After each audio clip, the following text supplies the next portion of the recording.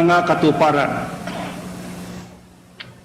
Ngayon naman ay inaanyayahan ko kayo sa pamamagitan ng mga salita ng Diyos at sa mga hula pa rin sa loob ng Biblia na ating tanawin ang iglesia sa kanyang hinaharap. Ito ay isang kakaibang pag-aaral sapagkat kung noong mga nakaraan ay Dito po ay tatalakayin ang kabuuang paliwanag sa Ilog Euphrates. Ang kapatid na Eranio G. Manalo ang humaliling tagapamahalang pangkalahatan ng ang kapatid na Felix Manalo ay pumanaw na. So napakahalagang malaman po ninyo ang stand ng Iglesia ni Cristo tungkol sa Apokalipsis sa pagkatuyo ng Ilog Euphrates. Pansinin po ninyo, ang ibang relihiyon ay puro paliwanag lang na wala namang basihang talata at puro ad hominem. So pakinggan po natin ang ministro po sa Iglesia ni Cristo. Natin ang mga pahayag ng Diyos na ang katuparan ay nakita natin sa nakaraan at hanggang sa kasalukuyan. Ang ating pag-aaral ngayon ay kakaiba sapagkat ito ay para sa darating pang panahon sa kasaysayan, magiging kasaysayan ng Iglesia ni Cristo alinsunod sa pahayag ng Diyos. Ano nga kaya ang itinakda ng Diyos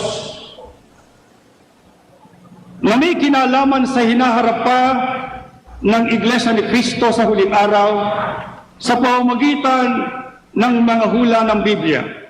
Pakinggan ninyo at basahin natin ang Apokalipsis sa kanyang kapitulo 16, ang talata ay 12. At ibinuhos ng ika-anim ang kanyang mangkok sa malaking ilog na Euphrates, at natuyo ang tubig nito upang mahanda ang dadaanan ng mga haring mula sa sikatan ng araw. Meron bang hula na itinatakda ang Diyos sa iglesyang ito na para sa ngayon ay hinaharap pa ng iglesia? Ang binasa sa inyo ay nakasulat sa aklat ng Apokalipsis, aklat ng hula, na siya rin kinasusulatan ng hula tungkol sa pagsusugo ng Diyos sa huling araw na nasa Apokalipsis 7:2 hanggang 3. Ito ba ang binasang ito sa inyo tungkol sa pagkatuyo ng malaking ilog ng Euphrates para ihanda ang dadaanan ng mga haring magmumula sa sikatan ng araw? Ay sa anong panahon tumutukoy? Bakit natin natitiyak na ito may kinalaman sa Iglesia ni Cristo sa huling araw na ito? Sa anong panahon malapit ang pahayag ng hulang ito? Pakinggan ninyo ang 12 uli, pagkatapos ay babasahin ang 15. At ibinuhos ng ika-anim ang kanyang mangkok sa malaking ilog na Euphrates, at natuyo ang tubig nito upang mahanda ang dadaanan ng mga haring mula sa sikatan ng araw. Narito, ako'y pumaparitong gaya ng magnanakaw. Ano po ang ibinababala? Pagka ang gawain ito ng pagliligtas ng Diyos ay nakatatag na sa huling araw. Ang babala, narito ang sabi ng ating Panginoong Kristo, ako ay pumaparito na gaya ng magnanakaw. Pagka sa Biblia ay binanggit ang pagparito ng ating Panginoong Kristo na gaya ng magnanakaw, aling pagparito ang tinutukoy? Walang iba kundi ang ikalawang pagparito o araw ng paghuhukom na siyang katapusan ng sanglibutan. Sa makatwid, ang tinutukoy ng mga pangyayari sa talatang 12 ay may kinalaman sa panahon na malapit na ang ikalawang pagparito ni Kristo. Ano po ang palatandaan ng ikalawang pagparito ng ating Panginoong Kristo pagka malapit na? Alam nating lahat ang digmaang pangsanglibutan na sumiklab noong 1914 na siyang panahon ng pagsisimula ng mga wakas ng lupa. Siyang katapusan ng ika-6 na tatak at siyang simula ng ika-7 tatak na siyang katapusang tatak ng panahong Kristiyano. Meron nga ba ang gawaing bumangon sa panahong yan? Alam na alam nating lahat, yan ang pagbangon ng Iglesia ni Cristo na ating kinaharipan sa huling araw na ito. Kaya't ang hula na ating pinag-aaralan ngayon ay tumutukoy sa atin. Tumutukoy sa mga tao ng Diyos pag malapit na ang katapusan ng sanglibutan. E ano po ang sinasabi ng hulang yon kung inyo pang natatandaan? Ibinuhos ng ika-6 na anghel ang kanyang mangkok sa malaking ilog na Euphrates at natuyo ang tubig nito sa anong layunin? Para ihanda ang pagdaan nino ng mga hari. Saan manggagaling? Mula sa sikata ng araw. Ano po kaya ang ibig sabihin ng hulang yan? Alin po ang Euphrates na natuyo? Sino yung mga dadaan na mga hari? Sino yung mga taga-sikata ng araw? Kung kayo ay bihasa sa kasaysayan, meron talagang ilog na Euphrates. Ito po ay isang malaking ilog na napakahaba na naroon sa kanlurang Asya na nagmumula sa Turkiya pababa sa gulpo ng Persia. Merong haba na 1,700 hanggang 1,800 milya. Kaya kung tawagin ng Biblia at ng kasaysayan ng Euphrates ay dakila o malaking ilog. Ito kaya ang tinutukoy na natuyo?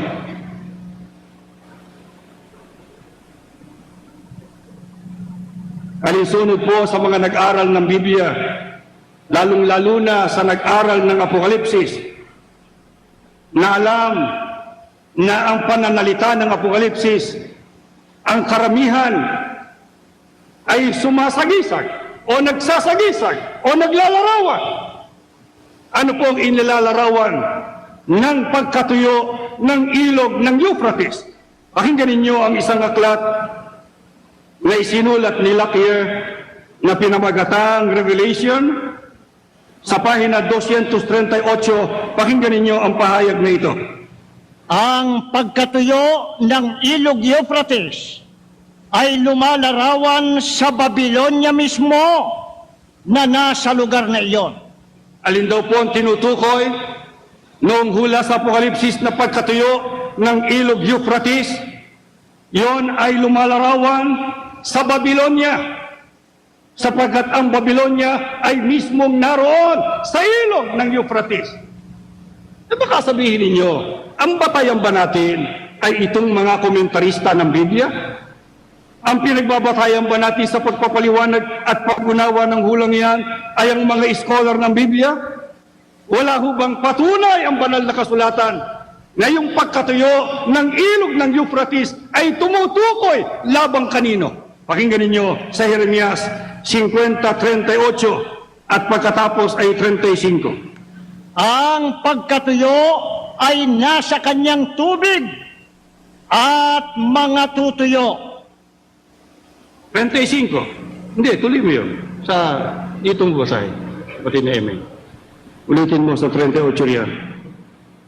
Tuloy mo kasi, ba't kasi pinuto? Isang tagtuyot sa kanyang mga tubig. Kita nyo? Binabanggit ang pagkatuyo ng mga tubig. Ang nabasa natin kaninang natuyong tubig ay ang sa ilog ng Euphrates. Tuloy mo. Ang mga ito ay matutuyo. Tuloy. Isang tabak laban sa mga taga-Babylonia. Pahayag ng Panginoon. Ano po ang sabi ng Panginoon Diyos? Ano raw ang kahulugan ng pagkatuyo ng mga tubig na ang tinutukoy ng mga tubig, ang tubig sa ilog Euphrates? Ito ay isang tabak Ibig sabihin, isang parusa, isang kapahamakan laban sa mga taga-Babilonya. Kaya mga kapatid, ang matutuyo ay ang Babilonya. Ang Babilonya sa Apokalipsis, yung mga nag-aral ng Biblia at testigo ko ang mga ministrong nakikinig sa akin at ang mga kapatid na nakakaalala ng hula sa Babilonya.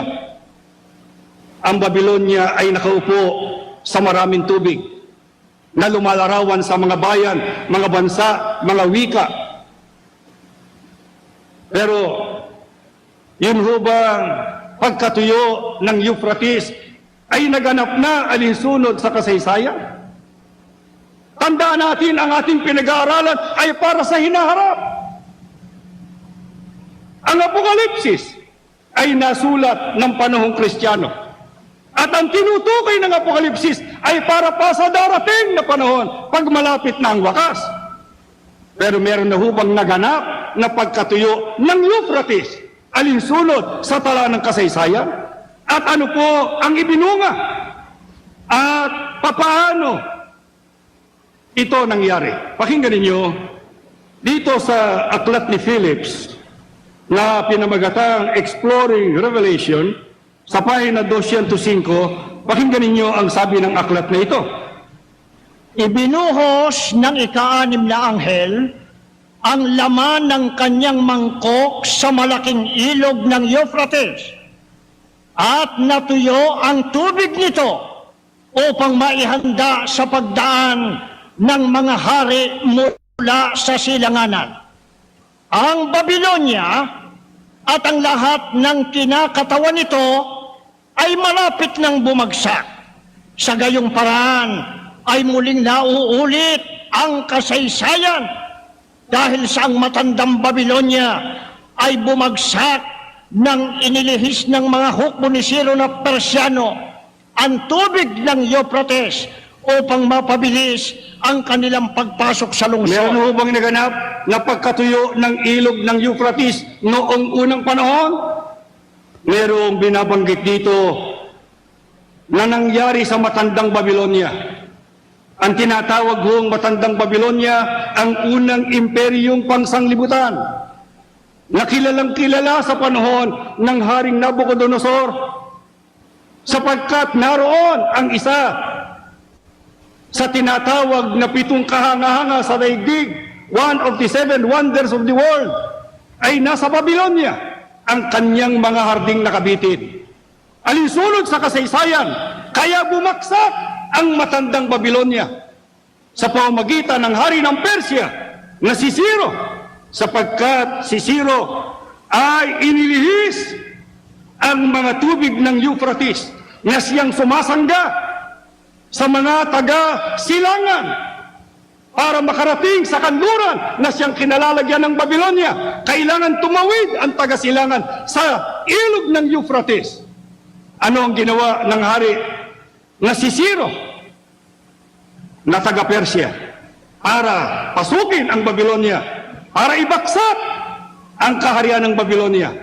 Inilihis niya ang tubig, tinuyo niya ang tubig, kaya nakadaan ang haring ito. Ito kaya ang tinutukoy ng hula ng Apokalipsis? Pero nagtataka ako, meron ba namang hulang paatras?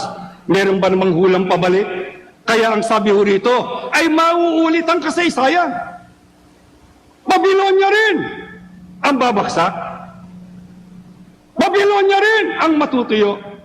Pero hindi na ang matandang Babilonya. Ito ang makabagong Babilonya na nakaupo rin sa maraming tubig. Alin po ang kinakatawan ngayon ng makabagong Babilonya na siyang katuparan ng pag-ulit ng kasaysayan? Pakinggan ninyo sa aklat na pinamagatang Apokalipsis sa pahina 229. Pakinggan ninyo ang pahayag. Nang ang sinaunang Babilonya Yun ang matandang Babilonya. ay nasa kasikatan nito, ang masaganang mga tubig ng Euphrates ay naging pangunahing bahagi ng kanyang mga depensa. Noong 539 BC ay natuyo ang mga tubig na yaon nang inihis ng Persyanong pinunong si Ciro ang agos nito. Sa ganito'y nabuksan ang daan upang makapasok sina Ciro na taga-Persya at Dario na taga-Media, ang mga hari mula sa sikatan ng araw. Kita nyo? Tuloy.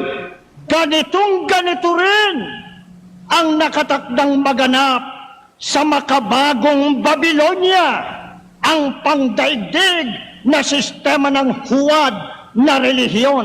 Alin po ang kumakatawan ngayon sa makabagong Babilonya? Kung ang sinaunang Babilonya, ang matandang Babilonya, ay talagang bumaksak sa pamamagitan talaga ng mga haring mula sa sikatan ng araw, na sila Ciro at sila Dario, na hari ng Medo-Persia, para ibaksak ang matandang Babilonya. Ang sabi ng istorya, mauulit ang kasaysayang ito, pero magaganap naman sa makabagong Babilonya.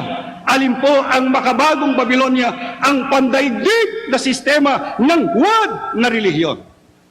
Sa makatwid, ang Babylonian tinutukoy ay relihiyon. Pero anong uring relihiyon? Huwad, falsipikado, hindi tunay, hindi relihiyon ng Diyos. Yan po ang tinatawag ngayon na Babylonia. Eh hindi ho ba tinitiyak ng kasaysayan kung alin yan tinutukoy na huwad na relihiyon na yan? Hindi kuro-kuro natin, mga kapatid. Basahin natin ang patotowa ng istorya. Pakinggan ninyo dito sa isang aklat na pinamagatang a verse-by-verse commentary on Daniel and the Revelation. Sa pahina 843, pakinggan ninyo ang sabi.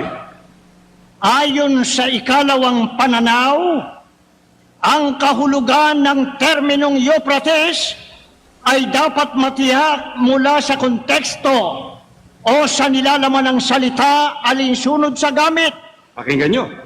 na nagpapahayag na ang terminong Babylonia ay tanging ginamit bilang isang sagisag ng tumalikod na Kristyanismo. Alin po yung huwad na relihiyon na isinasagisag ng Babylonia? Yung po ang tumalikod na Kristyanismo. Sa makatwid, merong naganap na pagtalikod sa pagkakristyano.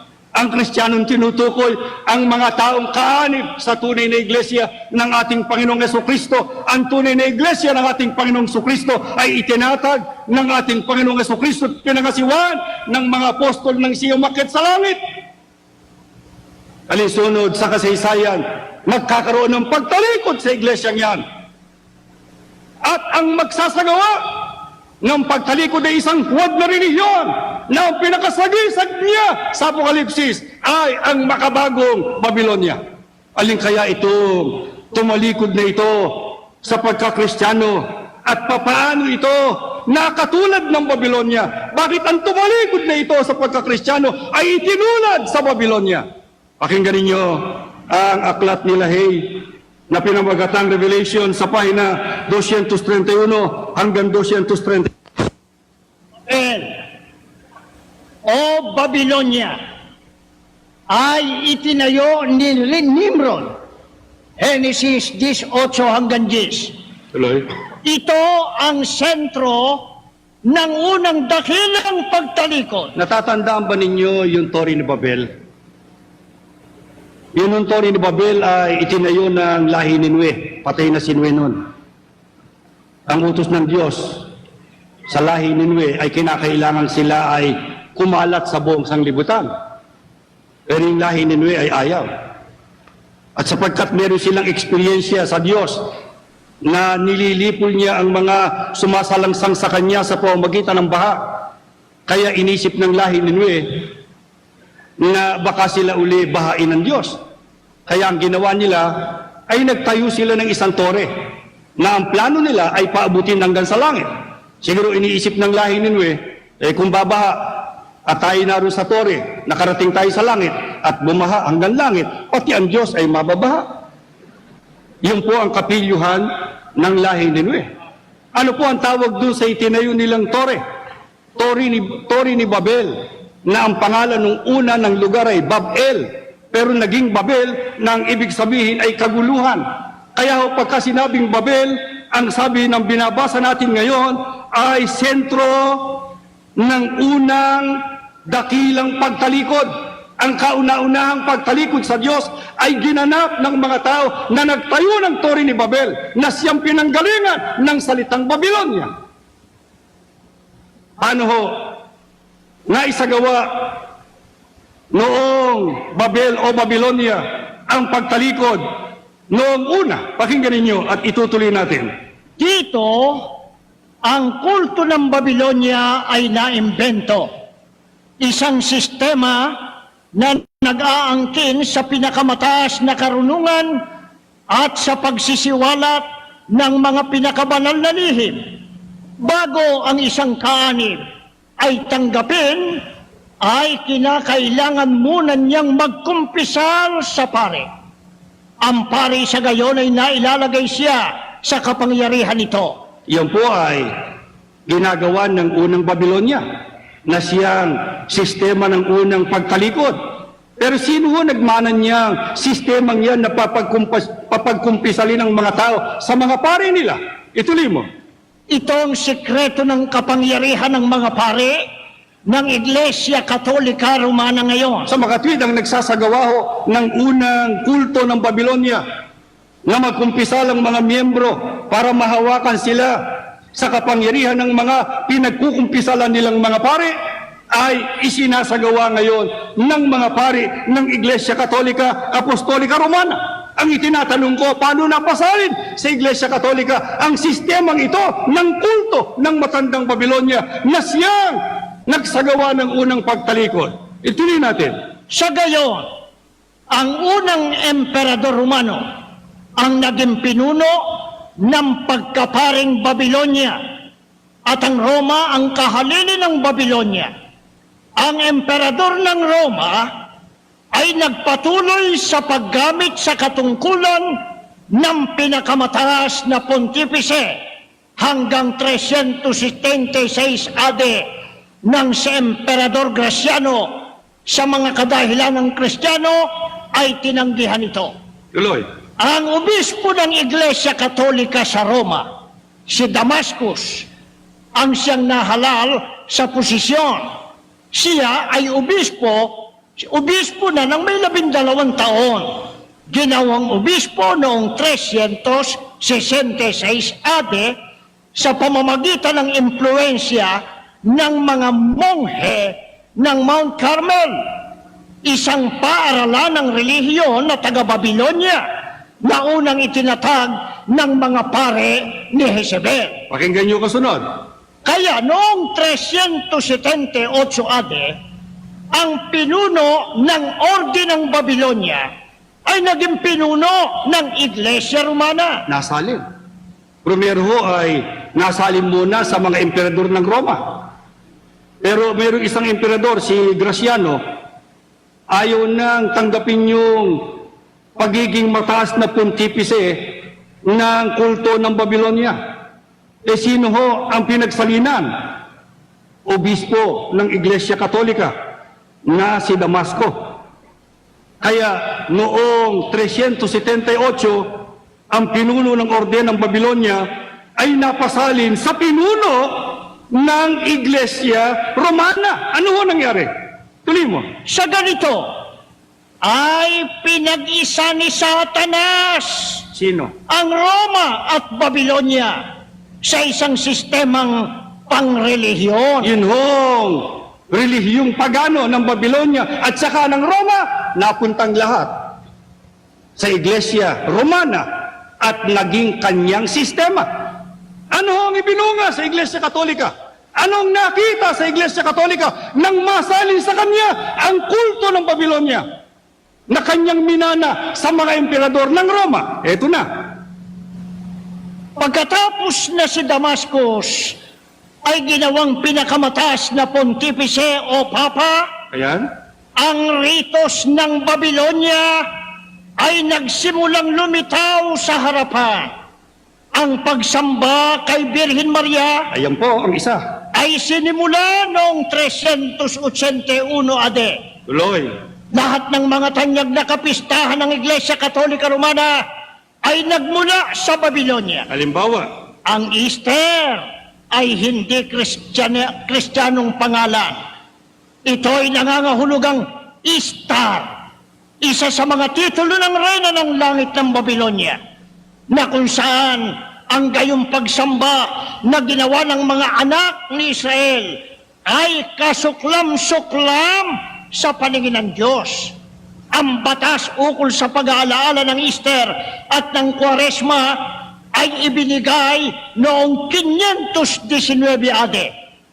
Ang Rosaryo ay nagmula sa pagano. Hindi ba mga gawain ng Iglesia Katolika yan? Tuloy pa. Walang kautusan sa mga salita ng Diyos para sa paggamit ng tanda ng krus. Saan ang galing yan?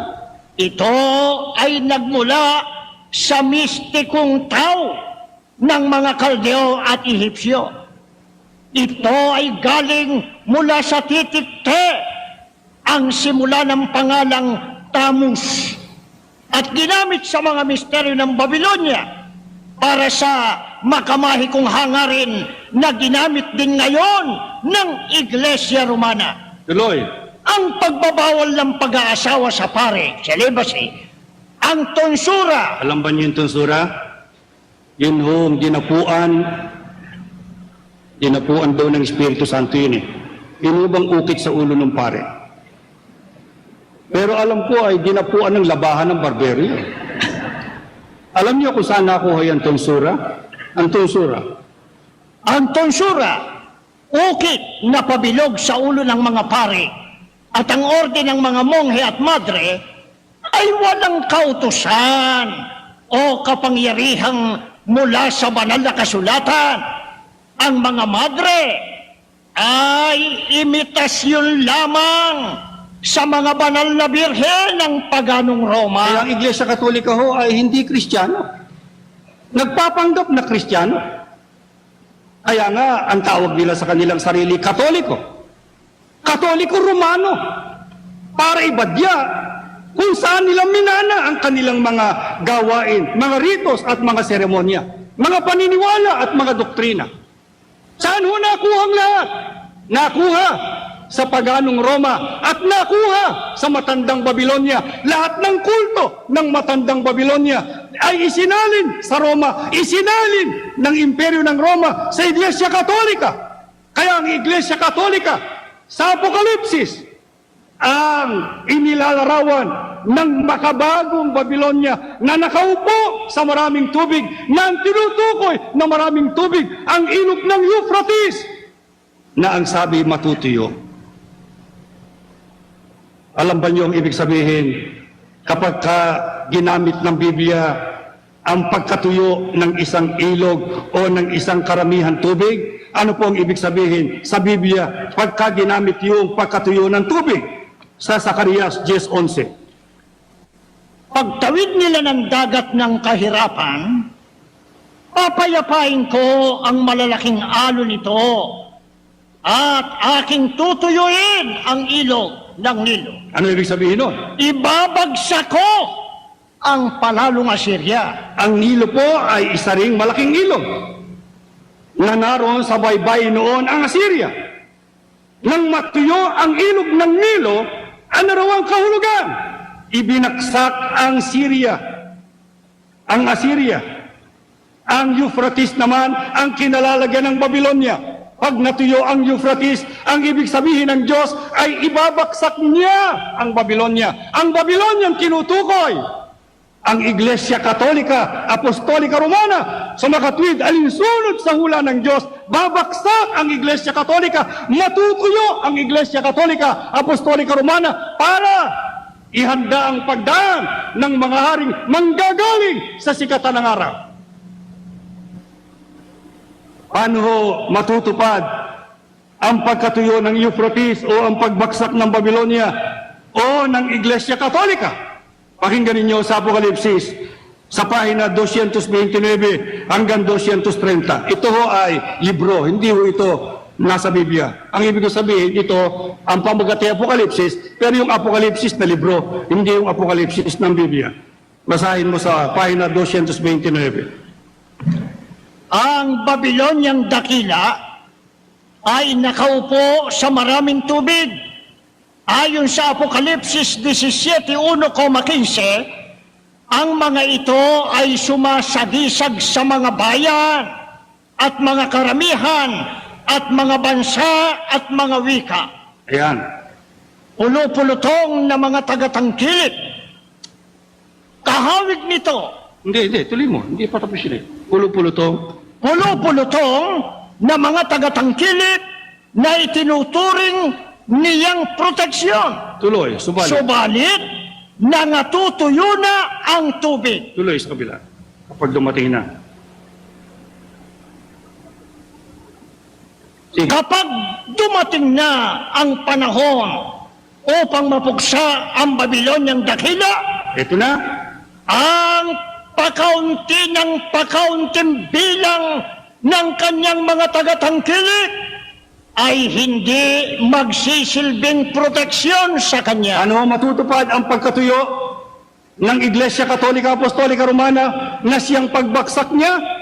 Tandaan ninyo, ang pinag-aaralan natin ngayon ay hula ng Diyos para sa hinaharap.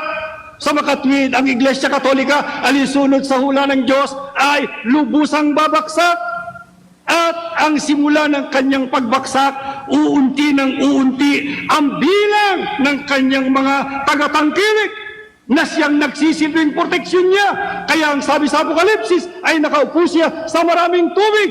Yun ang mga bayan, mga karamihan, mga bansa, mga wika na siyang tumatangkilik sa Iglesia Katolika. Pero darating ang isang panahon, pauunti ng Diyos ang bilang ng mga tumatangkilik na yan sa Iglesia Katolika Apostolika Romana.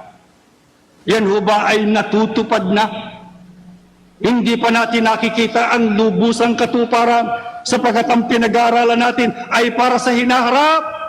Merong kinalaman itong pinag-aaralan ito sa pag-aaralan natin mamaya. Pero ang itinatanong ko, ito bang pagbaksak ng Iglesia Katolika ay unti-unti nang nagaganap sa kasalukuyan? Pakinggan ninyo ang isang pare. Ayokong manira, ayokong manggaling sa iba. Ito ay si Father Richard McBrien na sumulat ng aklat na Catholicism. Pakinggan ninyo sa pahina 12. Tila napakasimple kung ilalarawan ang kasalukuyang krisis ng Katolisismo. Nasa krisis po Iglesia Katolika. Ano yan? Sa dahilan ito ay bahagi na ng ating personal na karanasan sa halos 2 dekada at hanggang ngayon ay nasa atin pa. Tuloy. Palatandaan itong kasalukuyang krisis ay tila sapat na malinaw. Pareho nagsasabi niya, no? Hindi tayo naninira sa Iglesia Katolika. Talaga silang sira. Ang Iglesia Katolika ay pinatutunayan ng pare na nasa isang malaking krisis. Ano ho yung krisis na yan? Ang malaking pagbaba sa bilang ng mga dumadalo sa misa. Hindi ho ba? Paunti na ng paunti ang mga tumatangkilik sa kanya. Ito ho ay pang buong mundo, hindi sa Pilipinas lang. Itanong ninyo sa mga kapatid nating nasa Italia. Mayroong iglesia sa Roma, ang Iglesia ni Cristo. At kasalukuyan kami humahanap na maaari nilang maging sambahan. Ang question lang, ang inyaalok, yung mga matatandang simbahang nangasara na ng Iglesia Katolika. Tinatanong ko lang sa mga kapatid, paano yung mga multo sa loob niyan? Ano gagawin natin doon sa mga mamaw, sa mga momo na naririyan sa loob? Alam niyo, sabi ng mga kapatid, nagtataka rin sila sa Pilipinas kung bakit iniintindi pa Iglesia Katolika. Pero sa mismong sentro ng Iglesia Katolika sa Roma ay hindi pinapansin ng Iglesia Katolika. Kaya nagsasara ang kanilang mga simbahan. Sa iba't ibang panig ng daigdig, lalo na sa Amerika, ay nagre-rebelde ang mga paring Amerikano laban sa Papa at sa kapangyarihan ng Papa. Ituloy natin ito kung ano pa ang palatandaan ng unti-unting pagkatuyo, pagkasira at pagbagsak ng Iglesia Katolika. At ng mga pumapasok sa pagkapari at sa mga makarelihiyong pamumuhay. Ibig sabihin po, yung mga seminarista, nawawala na. Tuloy natin. Ang mataas na insidente ng diborsyo at muling pag-aasawa. Yan po ay paghina ng Iglesia Katolika. Sige pa. ang lumalaganap na pangteolohiyang pagtutol, pagkalito at pag-aalinlangan ukol sa teolohiya ng Iglesia sa mga bagay na pangkatisismo. Alam niyo, pagka ang isang relihiyon ay kinukwestiyon na ang kanyang mga doktrina ng kanyang mga miyembro o ng kanyang mga tagapagtaguyod, ay tanda ho ng pagkasira, tanda ng kanyang pagbaksak. Sapagkat ang buhay niya ay nakasalalay sa kanyang mga doktrina at sa kanyang dogma, sa kanyang mga aral. Pagka ang mga aral na yan, na pang teolohiya ay hindi na pinaniniwala. Ang ibig sabihin, ang relihiyong yan ay unti-unti nang napapawi sa kanyang pag-iral. Hindi ho lang yan. Ano pa? Ang di pagtanggap sa otoridad ng Papa ukol sa mga bagay sa birth control. Ang paglaban sa gayong otoridad hinggil sa mga isyu gaya ng pag-oordina ng mga babae at ang pagbabawal ng pag-aasawa sa mga pare. Pinag-aawayan ho yan. Gusto ng mga pare na mag-asawa na. Gusto naman ng mga babae na sila maging pare. Ayaw naman ng Papa. Kaya nahahati, nakakahati-hati ang Iglesia Katolika. Sige pa. Ang paglayo ng damdamin ng mga kabataan sa Iglesia Katolika. Yan po ang patunay ng pare na si McBride na ang Iglesia Katolika ay nasa malaking krisis, nasa paghina, nasa kanyang pagbaksak. Bakit ho nagkaganyan? Kung tignan natin ang Iglesia Katolika ay napakalakas at napakamakapangyarihan. Palibhasa ito'y isang pandaigdig na organisasyon. Ano dahilan? At ito'y humina. Ano ang dahilan? At ito ay bumabaksak. Sino ho ang may kagagawan ng nagiging pagbaksak ng Iglesia Katolika? Ang babasahin sa inyo ay sinulat ng isang dating pare, si Malakay Martin. Pero nananatiling scholar ng Batikano. Ang pamagat ng kanyang libro ay kapansin-pansin, The Decline and Fall of the Roman Church.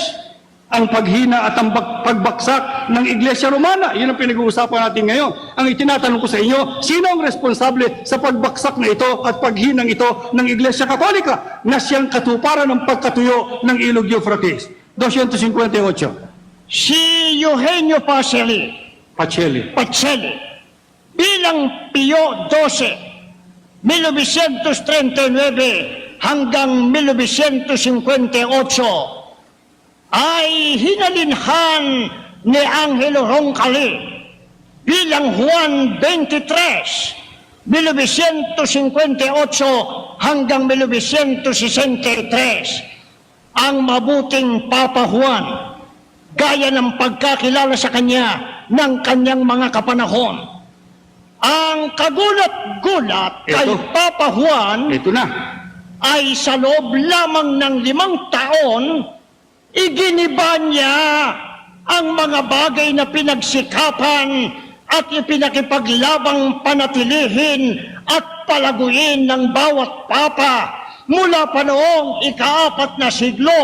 Pagkatapos, Nilubos lamang ng kahalili ni Juan na si Papa Paulo VI ang pagwasak na ginawa ni Papa Juan sa matandang iglesia.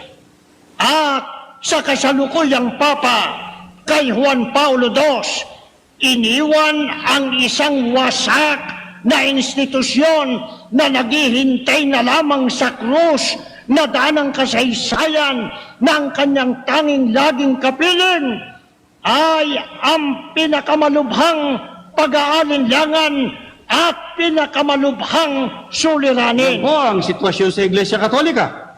Sino ang nagwasak?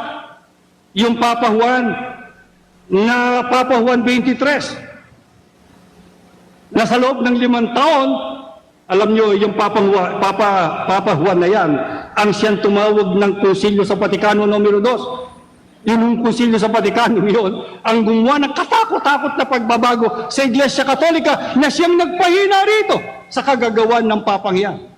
Pagkatapos itinuloy na wasakin ng humalili sa kanya si Papa Paulo ika-6.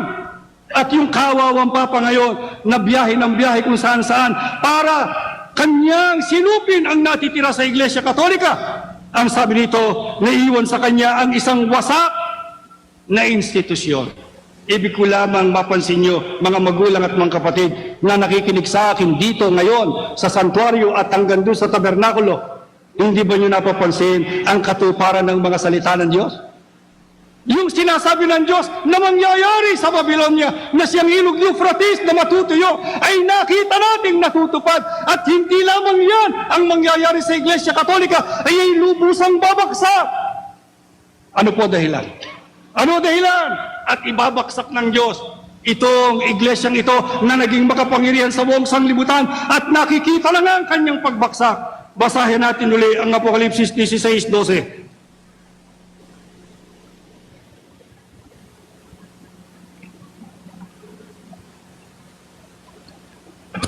At ibinuhos ng ikanim ang kanyang mangkok sa malaking ilog na Euphrates. Alam nyo,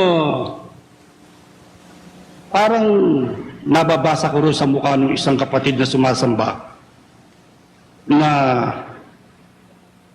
baka naman itong nangyayaring ito sa Iglesia Katolika maremedyohan pagdating ng araw. Oo nga, humihina siya ngayon. Pero marami naman ang ikang organisasyong humihina pero nakarecover, nakabangon. Ang itinatanong ko muna bago babasahin niya ni kapatid na Emeng, mapipigil pa kaya itong paghinang ito at pagguhong ito ng Iglesia Katolika? Ituloy natin yung binabasa mong aklat bago natin iwan sa pahina 11. Ang pinakakagulat-gulat at napakapalaisipang pangyayari sa nakalipas na 20 taon ay ang bigla at di mapag-aalinlangan ng paghina ng Iglesia ng Roma sa kanyang pansimbahang organisasyon at pang-ideolohiyang pagkakaisa. Dahil sa lubos na kabiglaan ng pangyayaring ito, ang kanyang paghina ay naging isang malaking kasawian. Bakit? Tuloy mo. Sa kasalukuyang kalagayan, tila walang makatwirang dahilan o pang-asahan na ang paghinang ito ay mapipigil pa. Kita nyo na. Scholar nila yan. Ito po ay nagsuri sa Iglesia Katolika. Ito'y scholar ng Vatikano. Ito'y dating pari ng Iglesia Katolika. Nalinsunod sa kanya ang pangyayari sa Iglesia Katolika, ang paghina ay isang napakalaking kasawian sapagkat walang makatwirang dahilan para asahan na ang paghinang ito ay maaaring mapigil pa sa hinaharap. Ibig sabihin, tuloy-tuloy na ito'y bubulusok. Mga hanggang kailan ang hula sa eksistensya ng Iglesia Katolika bilang isang makapangyarihang organisasyon. Aring nariyan siya. Hindi naman siya siguro mabuburang ganap sa mapa. Pero yung kanyang lubusang paghina alinsunod dito, hanggang kailan po nalang hinuhulaan. Tuloy. At wala rin makatwirang dahilan upang hintayin na ang kasalukuyang pang-organisasyong kayarian ng kagalang-galang na iglesia nito ay tatagal pa ng langpas sa kasalukuyang siglo. Ang kasalukuyang siglo ay 20th. 1989 tayo ngayon. Nasa 20th century tayo. Matatapos ito. Pagkatapos ng 1999 ay papasok ang 21st century. Ewan ko, ito'y hula po ito noong sumulat ng Decline and Fall of the Roman Church na alinsunod sa kanya ay hindi natatagal sa susunod pang siglo ang Iglesia Katolika Apostolika Romana. Kung yan po ay matupad, ibig sabihin ay natupad ang isang bahagi ng hula na ating pinag-aaralan. At kung natupad ang isang bahagi ng hula sa pamamagitan ng pagkatuyo ng ilog ng Euphrates, ay dapat ding matupad ang susunod na bahagi na may kinalaman sa atin na mga iglesia ni Kristo ngayon. Ano po yung ikalawang bahagi ng hula? 12. At ibinuhos ng ikanim ang kanyang mangkok sa malaking ilog na Euphrates at natuyo ang tubig nito upang mahanda ang dadaanan ng mga haring mula sa sikatan ng araw. Ano po ang susunod na pangyari? Pagkatiyong-tuyo na ang ilog ng Euphrates, o lubos ng gumuho ang Iglesia Katolika, Apostolika Romana, inihanda ang pagdaan ng mga hari Galing sa sikatan ng araw. Nung una, ang mga haring yan ay sina Ciro at sila Dario sa matandang Babylonia. Hari sila ng Medo-Persia. Nagdaan sila sa Euphrates. Nanggaling sila sa silangan o sikatan ng araw. Kinawid nila para makarating sa Babylonia at ibaksa ang matandang bansa. Pero ito naman, sino itong mga hari ito? Ito yung mga makabagong hari. Pero alinsunod po sa Biblia. Hindi alinsunod sa alinmang referensya, alinsunod sa banal na kasulatan. Sino po ang tinatawag na mga hari? Apokalipsis 5:9 hanggang 10 sa King James Version sa salin sa Pilipino. At sila'y umawit ng isang bagong awit na nagsasabi, ikaw ang karapat-dapat na kumuha ng aklat at magbukas sa mga tatak nito sapagkat ikaw ay pinatay at tinubos mo kami sa Diyos Tandaan po niyo yun. Tinubos mo kami sa Diyos. Paano? sa pamamagitan ng iyong dugo mula sa bawat lahi at wika at bayan at bangsa. At ginawa mo kaming mga hari at saserdote sa aming Diyos. At kami ay maghahari sa ibabaw ng lupa. Sino po ang pinatutunayan ng Biblia? Na ginawa ng Diyos na hari, maghahari sa ibabaw ng lupa, yung mga tinubos ng dugo ng ating Panginoong Jesucristo. Para sa Diyos sila yung mga hari. At mga saserdote pa ng dakilang Diyos. E sino ho yung mga tinubos na yan ng dugo ng ating Panginoong Jesucristo? Pakinggan ninyong salin ni Lamsa sa Gawa 20:28. Ingatan ninyo kung gayon ang inyong sarili at ang buong kawan, na sa kanila inihalal kayo ng Espiritu Santo na mga katiwala, upang pakanin ninyo ang Iglesia ni Kristo na binili niya ng kanyang Sino po ang dugo. pinili? Sino ang tinubos ni Kristo ng kanyang dugo? Yun ang Iglesia ni Kristo. Ano ang tinubos ng dugo ni Kristo? Ginawang mga hari. Sa makatwid, sino ang mga haring tinutukoy na magdadaan pagkatuyo ng Babylonia o ng Iglesia Katolika? Ang mga Iglesia ni Kristong manggagaling sa sikatan ng araw. Siguro itatanong ninyo, paano naman naging hari ang Iglesia ni Kristo? Salat-salat ng kapatid yung ulo niya at hinahanap yung kanyang korona. Ako pala hari. Paano ako naging hari? At kailan ako maghahari? Itanong natin sa Biblia, Apokalipsis 26. Bakit po ang Iglesia ni Kristo ay tinatawag ng mga hari? Paano at kailan sila maghahari? Mapalad at banalang makalakip sa unang pagkabuhay na maguli. Sa mga ito'y walang kapangyarihan ng ikalawang kamatayan, kundi sila'y magiging mga saserdote ng Diyos at ni Kristo at mangaghaharing kasama niya sa loob ng 1,000 taon. Maghahari nga ho ba ang Iglesia ni Kristo? Opo. Kailan? Pagkatapos na maganap ang unang pagkabuhay na maguli, na sa mga nabuhay na yan, wala nang kapangyarihan ng ikalawang kamatayan at sila'y dadalhin sa itaas sa langit para magharing kasama ni Kristo sa loob ng 1,000 taon. Kaya ang tawag sa mga Iglesia ni Kristo na makakasama ni Kristo sa pagkabuhay na maguli ay mga hari. Yun ho ba ay pinatutunayan ng mga scholar ng Biblia? Alinsunod ho ba sa mga nagsipag-aral ng Biblia? Yun hong sinasabi sa binabasa nating hula na pagkatuyo ng ilog Euphrates at pagdaan ng mga haring mula sa sikatalang araw. May kinalaman nga raw ho ba yan sa Iglesia ni Kristo?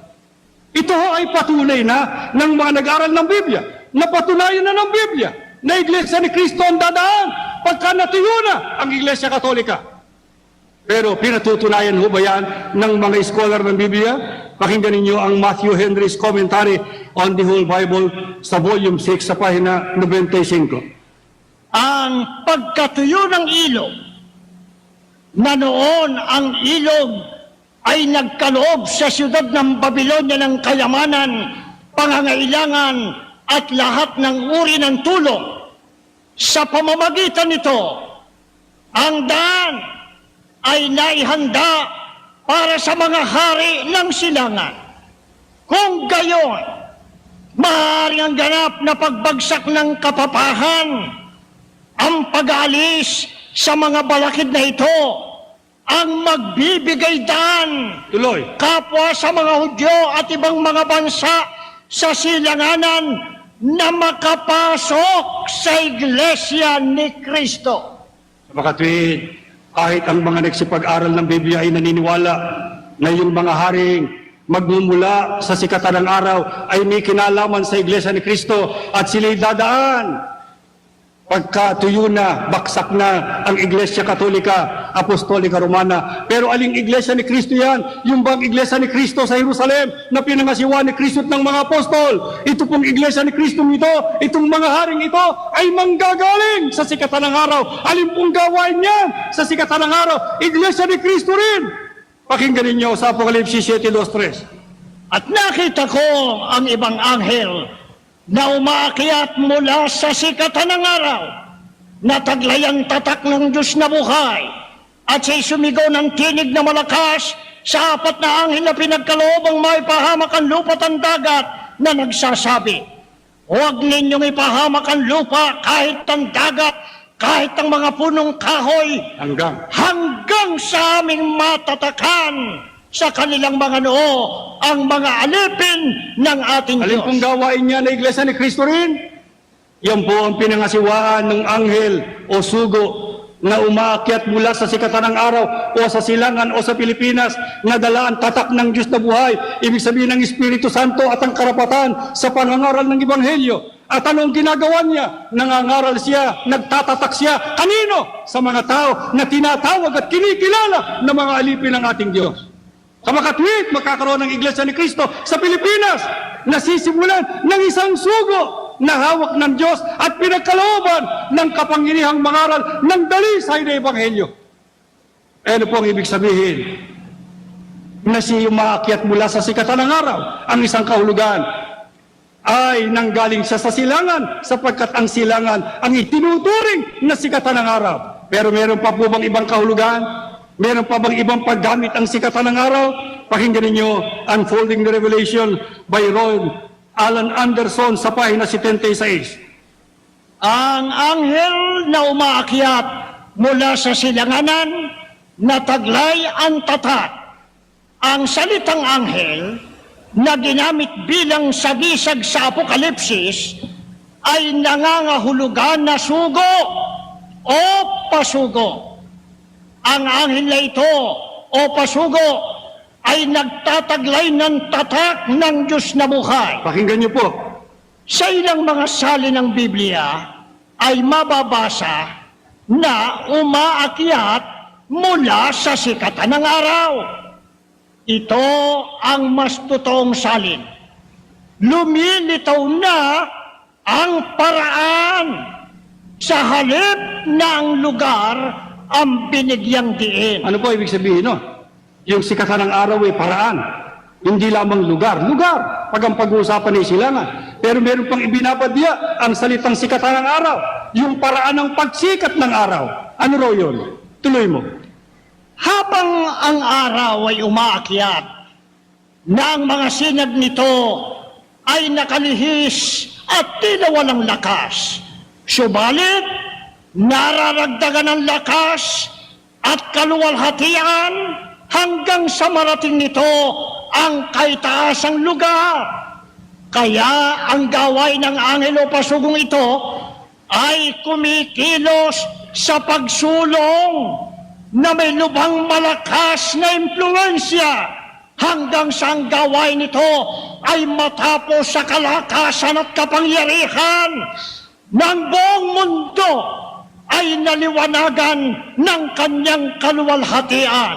Ano raw po ang ibig sabihin na ang sikatan ng araw ay nagbabadya rin ng paraan ng pagsikat ng araw? Ang sabi, ang araw, pagka umaakyat na ang mga sinag nito'y nakalihis at wari bagang walang lakas.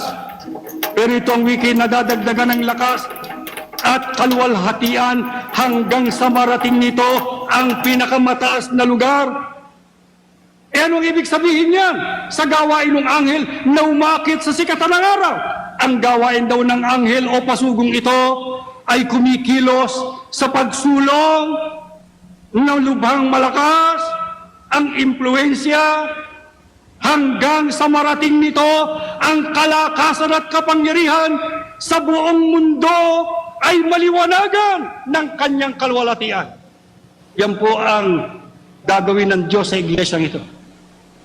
Tutuyuin muna niya ang Iglesia Katolika sapagkat sagabal sa pagsulong ng Iglesia ni Cristo, pumipigil sa kalwalatian ng Iglesia ni Cristo, kaya tutuyuin niya ang ilog para maalis ang depensa ng Iglesia Katolika. Para padaanin niya ang pasugong ito na mula sa sikatan ng araw na kailangang lumakas, kailangang sumulong, kailangang maging makapangyarihan, kailangang makarating sa buong mundo. Yan ho ba ay unti-unti na rin nagkakaroon ng katuparan? Ano ho ba ang isang palatandaan ng kalwalatian ng Iglesia ni Cristo na mula sa sikatan ng araw? 59:19 ng Isayas. Sa gayoy, katatakutan nila ang pangalan ng Panginoon. Ibig sabihin, kikilalanin. Yung pong katatakutan dito, yung termino ng Biblia, pagkatakot ay pagkilala. Ulit. Sa gayoy, katatakutan nila ang pangalan ng Panginoon mula sa kalunuran, at ang kanyang kaluwalhatian ay mula sa sikatan ng araw. Pagka ang nasa sikatan ng araw ay nakararating na sa kanyang kalwalatian, ano ang palatandaan? Matatakot at kikilalanin ang Diyos ng mga taga-kanluran. Hindi natin inaasahan sapagkat tayo ay walang malay sa mga panukala ng Diyos. 1968, ang iglesia ay nakarating sa kanluran. Yung pala ang kagustuhan at kapasyahan ng Diyos.